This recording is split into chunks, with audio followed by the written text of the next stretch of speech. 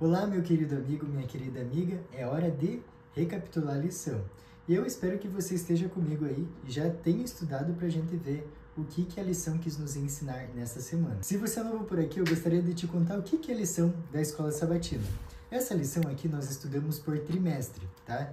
Então, acabando dezembro, nós vamos ter uma nova lição. E o interessante é que essa lição aqui é estudada no mundo todo pelos adventistas. Então, em qualquer igreja que você for sábado de manhã, você vai ter o mesmo conteúdo. E isso é fascinante. Então, vamos ver o que a lição tem a nos apresentar essa semana? Mas antes, como você já sabe, vamos fazer uma oração. Querido Pai que estás nos céus, muito obrigado pela oportunidade de estudarmos a sua palavra. Pedimos que o Senhor nos direcione nesse momento para que possamos entender o que o Senhor tem a nos dizer. É isso que te pedimos e desde já agradecemos. Em nome de Jesus, amém. Então, o título dessa semana é Bem-aventurados os que creram.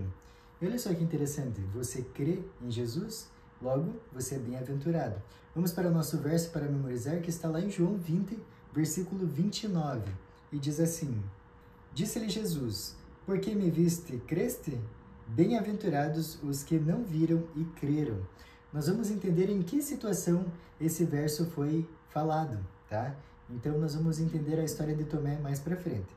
Mas vamos fazer a nossa introdução de sábado. João apresenta uma diversidade de pessoas com diferentes origens, com diferentes crenças, com diferentes experiências, que testemunharam sobre quem é Jesus. Como exemplo de algumas pessoas, podemos citar João Batista, a mulher samaritana, Pedro, entre outros tantos que falaram de Jesus. Mas por que essas pessoas deram um testemunho tão fascinante sobre quem era Jesus? É esse, então, o tema da lição dessa semana, ok? Então, nós vamos estudar várias histórias e entender qual que foi a origem e por que elas falaram o que falaram, ok? Então, vamos para a nossa parte de domingo? O título de domingo é De Volta a Abraão. Jesus nunca teve receio de declarar quem ele é, nem de chamar pessoas para testemunhar quem ele é, mesmo pessoas que já tinham morrido muito tempo, como foi o caso de Abraão. E nós vamos agora para a nossa Bíblia, lá em João 8, 56, que diz o seguinte: Abraão, vosso pai, alegrou-se por ver o meu dia, viu-o e regozijou-se. Então, o próprio Abraão, que essas pessoas aqui, os fariseus da época, os mestres da lei, tanto endeusavam, era testemunha de Jesus. E agora nós vamos ver por que o testemunho de Abraão era tão importante na narrativa de Jesus. Vamos então para a nossa Bíblia? Vamos lá para Gênesis. Nós vamos ler esses versos que estão na tela. Então, vamos começar pelo primeiro? Gênesis 12, 3. Abençoarei os que te abençoarem e amaldiçoarei os que te amaldiçoarem. Em ti serão benditas todas as famílias da terra. Tendo se levantado dali, aqueles homens olharam para Sodoma, e Abraão ia com eles, para os encaminhar. Disse o Senhor: Ocultarei a Abraão o que estou para fazer, visto que Abraão certamente virá a ser uma grande e poderosa nação, e nele serão benditas todas as nações da terra? Multiplicarei a tua descendência como as estrelas dos céus, e lhe darei todas estas terras. Na tua descendência serão abençoadas todas as nações da terra. Vós sois os filhos dos profetas e da aliança que Deus estabeleceu com vossos pais, dizendo a Abraão: Na tua descendência serão abençoadas todas as nações da terra. Vocês perceberam que Deus pré-anunciou o evangelho a Abraão? A fé do patriarca se fixou no Redentor que viria. Abraão foi o pai da nação judaica, e ele recebeu a promessa de Deus que, através da família dele, todas as nações da terra seriam abençoadas. E essa bênção veio pelo Messias, que nasceu da sua linhagem. Mas nós temos que lembrar que Abraão também é pai de todos aqueles que respondem com fé a Deus. Quando Jesus disse: Abraão, o pai de vocês, ficou feliz por ver o meu dia? Eles responderam de forma irônica: Você não tem nem 50 anos e viu Abraão? A resposta que Jesus deu para essas pessoas foi surpreendente, que está lá no verso 58. Antes que Abraão existisse, eu sou. Jesus aqui se referiu ao que Deus disse a Moisés na sarça ardente, reivindicando que ele é Deus. Aqueles líderes entenderam o que Jesus quis dizer, e a reação deles foi pegar pedras para apedrejar Jesus. Então, olha só que diferente, né? Jesus também falou para aquela mulher samaritana que ele era o Messias. E ela reagiu de forma totalmente diferente. Como você reage às declarações de Jesus? Vamos agora para a parte de segunda-feira, o testemunho de Maria. 6 dias antes da Páscoa, Jesus foi visitar os 3 irmãos, que eram Marta, Maria e Lázaro. Simão, que tinha sido curado de uma lepra, ele organizou uma festa para agradecer Jesus. Nesse momento, Marta estava servindo as pessoas e Lázaro estava com os convidados na mesa. Então vamos entender um pouco dessa história? Vamos lá para João 12, do 1 ao 3. 6 dias antes da Páscoa, foi Jesus para Betânia, onde estava Lázaro, a quem ele ressuscitara dentre os mortos. Deram-lhe, pois, ali uma ceia. Marta servia, sendo Lázaro um dos que estavam com ele à mesa. Então Maria, tomando uma libra de bálsamo, de nardo puro, muito precioso, ungiu os pés de Jesus, e os enxugou com seus cabelos, e encheu-se toda a casa com o perfume do bálsamo. Esse perfume que Maria usou era muito caro, valendo cerca de 1 ano de trabalho de um trabalhador comum. Maria levou esse presente expressando gratidão pelo perdão dos seus pecados e também pela ressurreição do seu irmão. Ela provavelmente não queria que o seu gesto fosse notado, mas como nós lemos ali no versículo 3, toda a casa ficou com o cheiro do perfume. A continuação da história, no verso 4, vai dizer que Judas Iscariotes repreendeu essa mulher, afirmando que o perfume deveria ser vendido e dado valor aos pobres. Mas a resposta de Jesus tranquilizou a mulher, que é o que está escrito lá nos versos 7 e 8, que diz assim: Jesus, entretanto, disse: Deixai-a, que ela guarde isto para o dia em que me embalsamarem, porque os pobres sempre o tendes convosco, mas a mim nem sempre me tendes. Um tema recorrente em João é que ele mostra que Jesus conhece o coração das pessoas. Nesse caso, ele sabia o que havia em Judas e também em Maria. E o interessante é que João é bem criterioso em mencionar que Judas era ladrão. Então toda aquela repreensão que ele deu em cima de Maria era justamente porque ele queria roubar aquele dinheiro. E aí eu pergunto para você, como que a Bíblia descreveria a sua história? Isso é muito importante de a gente pensar. Vamos então para a nossa parte de terça-feira, e o título é O Testemunho Involuntário de Pilatos. Várias vezes no livro de João, nós podemos perceber que ele relata várias vezes que os líderes judeus queriam prender e matar Jesus. E o interessante é que várias dessas vezes Jesus falava que não era a hora ainda. E quando ele falava isso, ele queria se referir à crucifixão. Mas agora, nessa história que nós vamos ver, chegou essa hora. João recorreu a várias testemunhas de todas as esferas da vida para testemunharem de Jesus. Mas nesse momento aqui, ele pega uma pessoa inimaginável, Pilatos, o governador que julgou Jesus. Esse é um testemunho importante porque Pilatos era governador, romano e juiz, enquanto muitas outras pessoas que João citou eram pessoas comuns. Vamos ver então o testemunho de Pilatos? O primeiro verso que nós vamos ler está lá em João 18, versículo 38, que diz assim: Perguntou-lhe Pilatos: Que é a verdade? Tendo dito isto, voltou aos judeus e lhes disse: Eu não acho nele crime algum. Os próximos versos que nós vamos ler estão no próximo capítulo, a partir do verso 4 até o 22. Leia comigo. Outra vez saiu Pilatos e lhes disse: Eis que eu vos apresento, para que saibais que eu não acho nele crime algum. Saiu, pois, Jesus trazendo a coroa de espinhos e o manto de púrpura. Disse-lhes Pilatos: Eis o homem. Ao verem-no, os principais sacerdotes e os seus guardas gritaram: Crucifica-o, crucifica-o. Disse-lhes Pilatos: Tomai-o vós outros e crucificai-o, porque eu não acho nele crime algum. Responderam-lhe os judeus: Temos uma lei, e de conformidade com a lei ele deve morrer, porque a si mesmo se fez filho de Deus. Pilatos, ouvindo tal declaração, ainda mais atemorizado ficou. E tornando a entrar no pretório, perguntou a Jesus: De onde és tu? Mas Jesus não lhe respondeu nada. Então Pilatos o advertiu: Não me respondes? Não sabes que tenho autoridade para te soltar e autoridade para te crucificar? Respondeu Jesus: Nenhuma autoridade teria sobre mim, se de cima não te fosse dada. Por isso, quem me entregou a ti, maior pecado tem.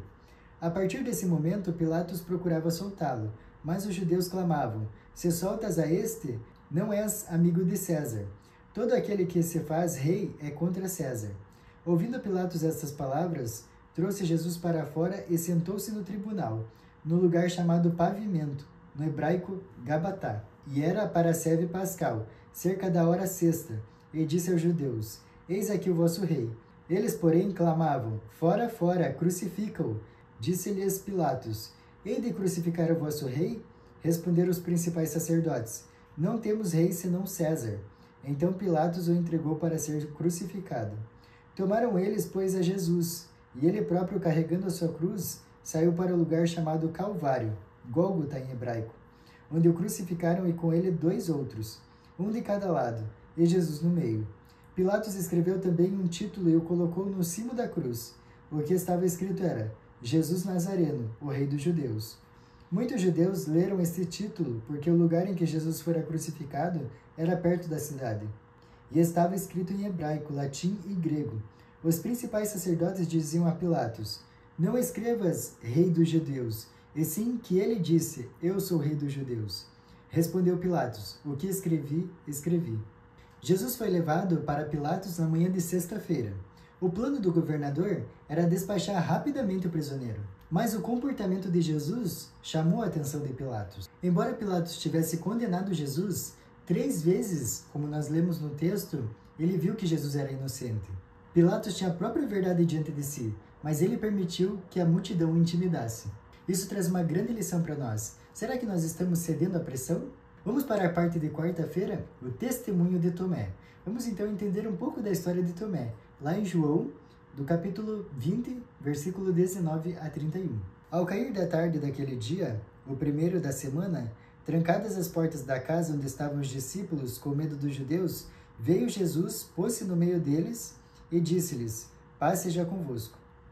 E dizendo isto, lhes mostrou as mãos e o lado. Alegraram-se, portanto, os discípulos ao verem o Senhor. Disse-lhes, pois, Jesus outra vez: "Paz seja convosco. Assim como o Pai me enviou, eu também vos envio." E havendo dito isso, soprou sobre eles e disse-lhes: "Recebei o Espírito Santo. Se de alguns perdoardes os pecados, são-lhes perdoados. Se lhes retiverdes, são retidos." Ora, Tomé, um dos 12, chamado Dídimo, não estava com eles quando veio Jesus. Disseram-lhe então os outros discípulos: "Vimos o Senhor." Mas ele respondeu: "Se eu não vir nas suas mãos o sinal dos cravos, e ali não puser o dedo, e não puser a mão do seu lado, de modo algum acreditarei." Passados 8 dias, estavam outra vez ali reunidos os seus discípulos, e Tomé com eles. Estando as portas trancadas, veio Jesus, pôs-se no meio deles, e disse-lhes: "Paz seja convosco." E logo disse a Tomé: "Põe aqui o dedo e vê as minhas mãos. Chega também a mão e põe-na no meu lado. Não sejas incrédulo, mas crente." Respondeu-lhe Tomé: "Senhor meu e Deus meu." Disse-lhe Jesus: "Porque me viste e creste? Bem-aventurados os que não viram e creram." Cristo apareceu aos discípulos após a sua ressurreição. E é importante destacar que o texto nos disse que eles estavam trancados em casa, ou seja, eles estavam com medo. No verso 24, nós vimos que Tomé não estava com eles.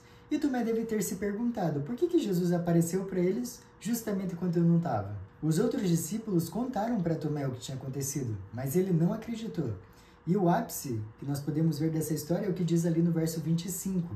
"Se eu não vir nas suas mãos o sinal dos cravos, e ali não puser o dedo, e não puser a mão no seu lado, de modo algum acreditarei." Tomé estava ditando as condições da sua fé. João contraria essa perspectiva do ver para crer. Quando Jesus encontrou Tomé após a ressurreição, ele o convidou a vir ver e tocar seu corpo ressuscitado. E aí Jesus diz: "Bem-aventurados aqueles que não viram e creram." Deus nunca pede que creiamos sem que nos dê suficientes provas sobre as quais possamos alicerçar nossa fé. Sua existência, seu caráter e a veracidade de sua palavra se baseiam em testemunhos que falam a nossa razão. E esses testemunhos são numerosos. Apesar disso, Deus nunca removeu a possibilidade de dúvida. Nossa fé deve se basear em evidências, não em demonstrações. Eu gostaria que nesse momento você lembrasse de tudo que Deus já fez por você. Quantas orações Ele já respondeu. E muitas vezes a gente não lembra, por isso ainda duvida de Deus. Em vários vídeos aqui eu já falei para você ter uma anotação no celular ou física, mesmo num papel, de todas as bênçãos que Deus já fez por você. Assim, quando você estiver em algum momento triste, para baixo, é importante que você leia esses milagres que Deus fez, ok? Então comece a anotar. Vamos para a nossa parte de quinta-feira? O título é Nosso Testemunho de Jesus. Você já se imaginou assistindo pessoalmente os milagres de Jesus? Com certeza creríamos muito mais, não é mesmo? Nós gostaríamos de pensar assim, mas de certa forma nós temos muito mais razões para crer em Jesus do que essas pessoas que presenciaram os milagres. Vamos ver isso na Bíblia? Lá em Mateus 24. Nós vamos ler alguns versos desse capítulo. Então, acompanhe comigo na sua Bíblia. Ele, porém, lhes disse: "Não vedes tudo isso? Em verdade vos digo que não ficará aqui pedra sobre pedra, que não seja derribada. E certamente ouvireis falar de guerras e rumores de guerras. Vede, não vos assusteis, porque é necessário assim acontecer, mas ainda não é o fim. porquanto se levantará nação contra nação, reino contra reino, e haverá fomes e terremotos em vários lugares. Porém, tudo isso é o princípio das dores. E será pregado esse evangelho do reino por todo o mundo, para testemunho a todas as nações, e então virá o fim. Nós temos o cumprimento de inúmeras profecias. Então, tudo que eles viveram, nós temos como referência e ainda a Bíblia inteira para estudar. E hoje, quase 2000 anos depois, como seguidores de Jesus, temos o privilégio de testemunhar tudo que Cristo fez por nós. Não é simplesmente pelas palavras de Natanael, Nicodemos, a mulher samaritana, ou pelos ensinos dos fariseus que nós reconhecemos que Jesus é o Messias. É pela leitura das Escrituras, pelo poder convincente do Espírito Santo, que aceitamos Jesus como o Salvador do mundo. Então, cada um, à sua maneira, pode ter um relacionamento com Deus. Pode ter uma história para contar. Imagina quantas histórias você tem para contar do poder de Deus na sua vida. Não guarde essas histórias só para você. Conte do amor de Cristo. Vamos então para o nosso estudo adicional? Tem uma frase aqui que é espetacular. Olha só. Muitos que são inclinados à dúvida se justificam dizendo que se lhes fossem apresentada a prova que Tomé recebeu de seus companheiros, eles creriam. Não compreendem que tem não somente essa prova, mas muito mais. Muitos que, à semelhança de Tomé, esperam que desapareça todo motivo de dúvida, nunca realizarão o seu desejo. Vão se consolidando gradativamente na incredulidade. Para nós aprendermos de Jesus, nós temos que ter a humildade de esvaziar o nosso copo para ele encher. Sem isso, é impossível você aprender mais sobre ele. Eu espero que você deixe o Espírito Santo atuar na sua vida. E eu também te espero na próxima semana. Até mais!